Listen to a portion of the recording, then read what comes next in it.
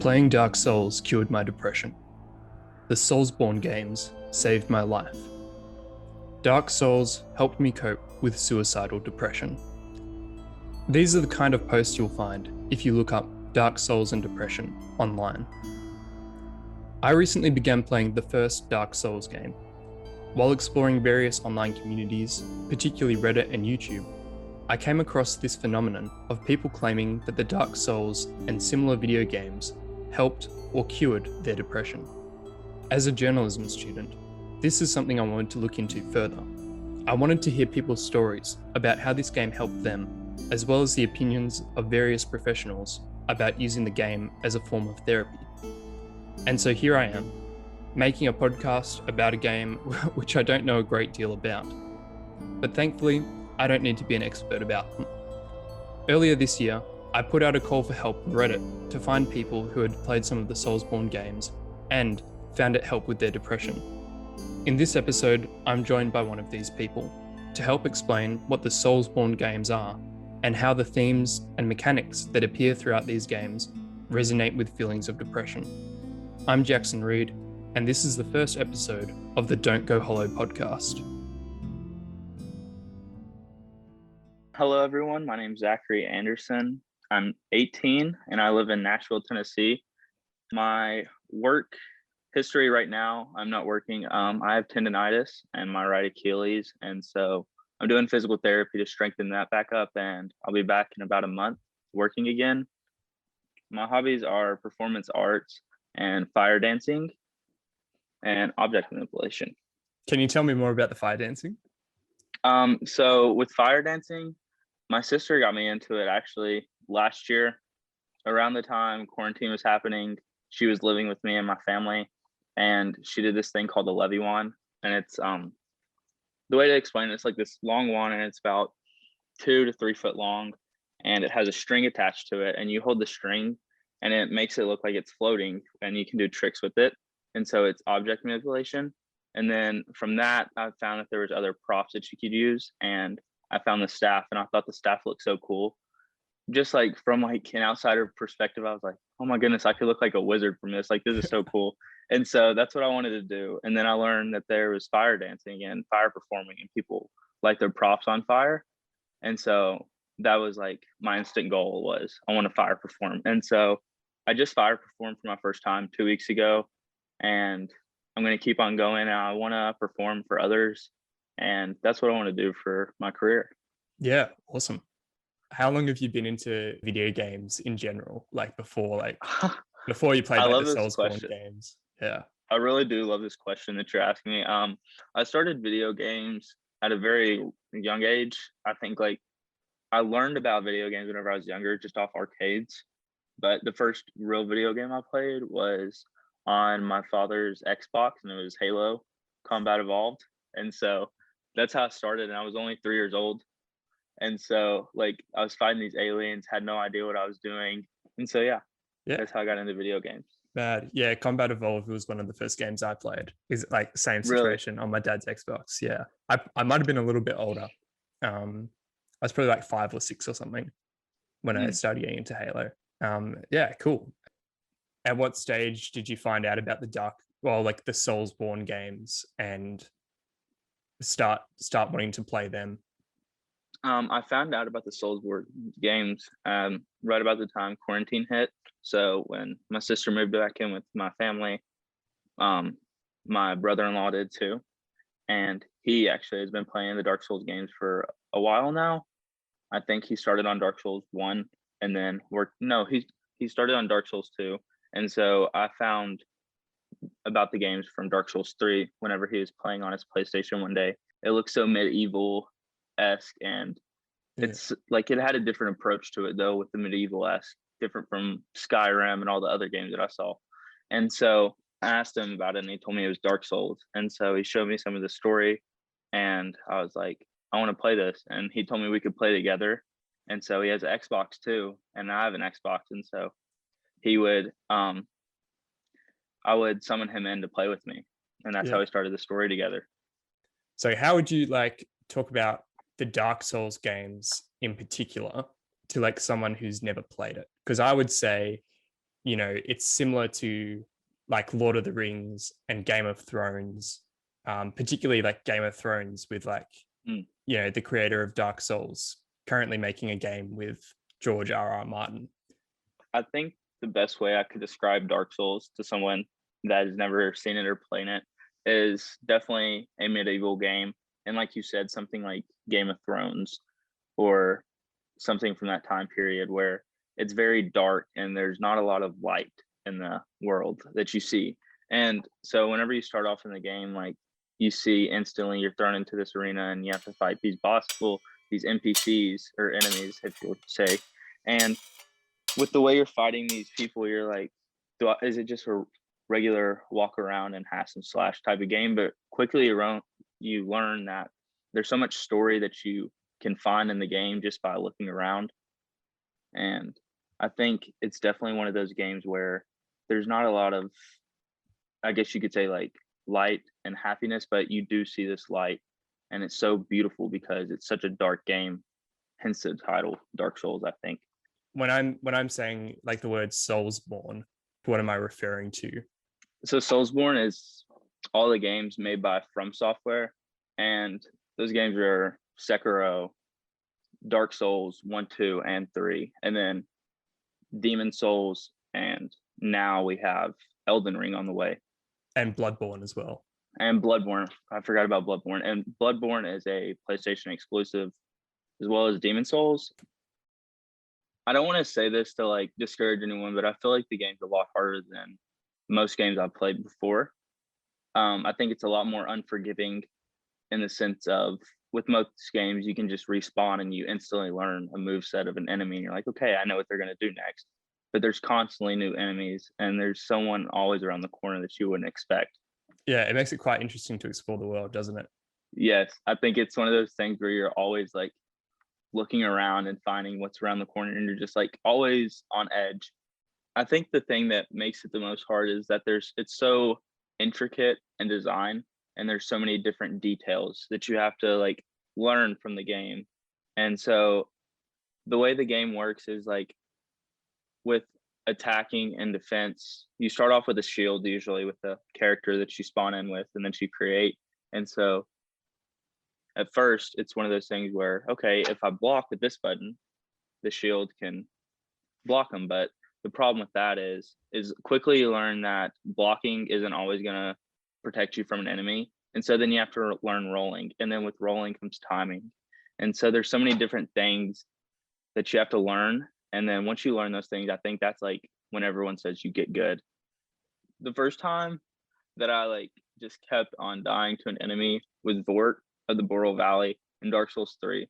And okay, so Vort of the Boreal Valley is this huge beast that carries a mace and can charge in straight lines 3 or 4 times very quickly. And the problem with this beast is how huge he is, and he's on all fours the whole time with this huge mace. And so it's almost like he would be like a giant dog or something running at you, just charging at you, trying to attack you the whole time. But the thing you have to worry about is you're not worrying about his mouth, you're worrying about this huge mace the whole time. And it's so long and he's so long that you're like, oh my goodness, there's just this infinite range that he has that I don't with my weapon. And so at that point in the like instantly in the boss fight, you already feel defeated because you're like, what is my puny weapon going to do to him? Whether it's a sword or an axe, or if you're a pyromancer, flame, or if you're a dex build, your twin swords, you know what I mean? Mm. And so whenever you start in on the boss fight, he also has this frost almost that's coming from him, and it looks like everything around him is freezing. And with that, he has this frostbite, and if you get hit by the frostbite, enough of it consumes you and you'll become slower and you won't be able to dodge. So you're left open to his attacks. And also with the frostbite, it takes away your health. So that's something you have to worry about.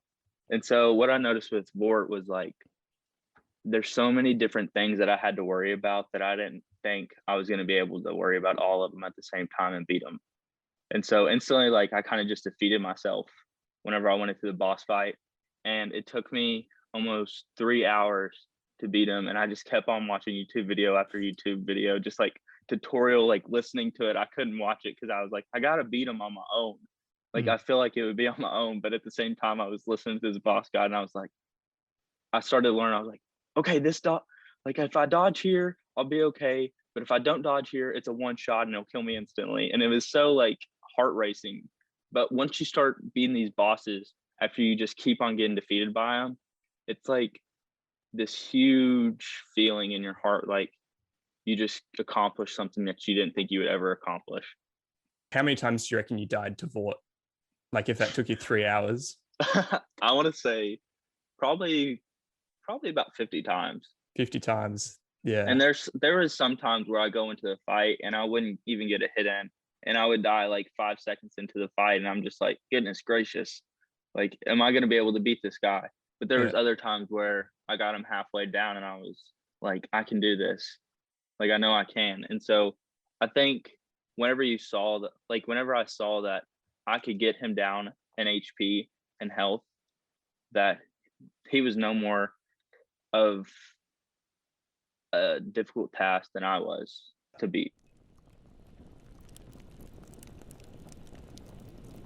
In Dark Souls, there is a gameplay effect called hollowing. This is when your character reverts into a weathered, zombie-like state, and it happens when the player character loses a status effect called humanity. Your character starts the game in a human form, but if you die, you start to become hollow. Characters in the first game will routinely tell the player things like, "Don't you dare go hollow." In other words, to not give up. The hollowing system does not exist in other Soulsborne games, such as Demon's Souls and Bloodborne. It is a feature only found in From Software's Dark Souls trilogy. However, the "Don't Go Hollow" mantra is still relevant throughout the genre, due to the difficulty of the games. Zach and I talked about the deeper meaning of going hollow, both in Dark Souls and in real life. All right, collinsdictionary.com. If you describe a statement, situation, or person as hollow, you mean they have no real value, worth, or effectiveness. So it's basically like, to be hollow is to have no significant worth and feel meaningless. Yeah. It's almost like you're a creature that's just living, but you're not living for a cause almost. Can you try to tie in the real world definition with going hollow in Dark Souls? Totally. So for me, in real life, I see hollow as suffering a great pain internally or externally and losing hope forever. And I think one of those, like a good way to explain it with hollow is it doesn't mean that you're hollow if you lose hope. And because everyone loses hope at some point, but the problem with it is if you go hollow, it means you lose hope forever and you've lost all light. So I think in the game, it would mean you're suffering this great pain, which means to die over and over again. And you're like, I'm done dying, and you die for your last time. And so you're dead forever. And whenever you're hollow, you're almost like a zombified creature that's dead, but you're not actually dead. The other thing is when you use humanity, that's when you can interact with other players. Yeah. Like you can't interact with like real people who are playing the game unless you use this item of humanity. It's like where you meet other people in the game other than just the NPCs, right? Yeah.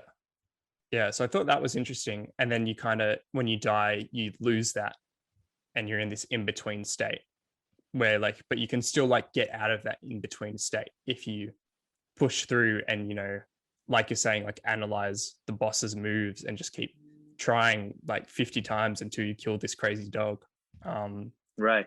And then I guess when the player character actually goes hollow is when someone just gives up on the game and is it's beat me. I can't finish it. You know what I mean?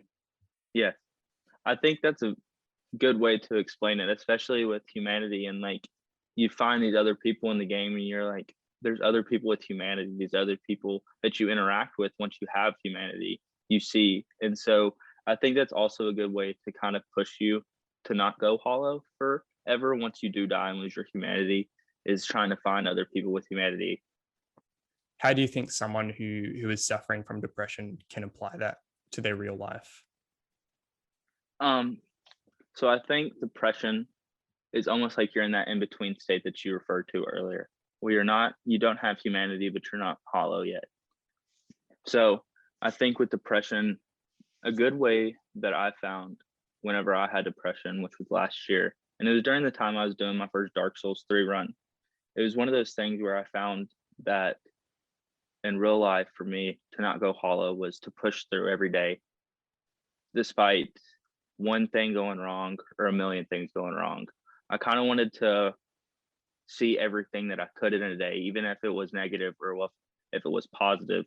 And so that's how I think I went and found my humanity in real life, was finding everything and like seeing the world newly every day. And the way I did that was through Dark Souls, finding new things every day. You find new objects in areas that you didn't know, and you find hidden rooms and hidden meanings to things and stuff like that. And so I think I referred it back to my life. The main thing I've seen with these stories on like Reddit and YouTube is people going, well, it's the whole mechanic of the game where you die over and over again and you feel so helpless, but then you can do it. Like you can get through it if you try really hard, and then you do. And that's like that feeling you were talking about before. Like it feels so good when you finally kill that boss, right? And I guess like it's picking up that pattern of behavior of stuff in this game feels impossible to do, but I can do it. And like that helps them think about real life differently. Like things feel impossible, like to talk to people or to go to parties or to go to work or whatever.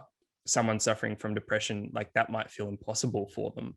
Even to just wake up and get a shower for the day is one of those things that, like, whenever I had depression, it was also in the time that I cut my Achilles that I told you about earlier. So I was playing this game, and there was things in real life that I just like felt like I didn't want to do every day. Like I was like, oh, I'll get a shower tomorrow. But I think Dark Souls kind of pulled me out of that hole of not doing, just putting everything off. There's no better time than now. I appreciate that. Like you even have me on for this. Whenever I saw you post your post on Reddit, and I instantly like knew this was something that if I had the chance to talk about, I wanted to, just because I saw so many posts online about how Dark Souls helped with so many different people's depression, and like even videos on YouTube that date back to years ago before I even started the game. And like just to think for how long people with depression have been helped because of this game. I'm so thankful for it. Do you want to talk about your podcast as well? Oh, maybe yeah. just say where people can find it and what it's about, why you started it. My podcast is called Socially Freezing. You can find it on Apple, Spotify, the app Anchor, and also Amazon Podcast. The name of the podcast, Socially Freezing, is talking about freezing social norms and accepting everyone for who they are, despite religion, race, gender, seeing everyone for humans, and whether that's with their music taste or their sense of style or anything, and just how we're all humans and all equal. Thanks for listening to the first episode of the Don't Go Hollow mini-series. If you'd like to keep up to date on future episodes of Don't Go Hollow, you can follow the podcast on both Twitter and Instagram. If any of the topics in this episode made you feel the need to talk to someone, please consider seeking out one of the mental health hotlines in your region that offers phone calls or live chat features, because nobody wants to see you go hollow.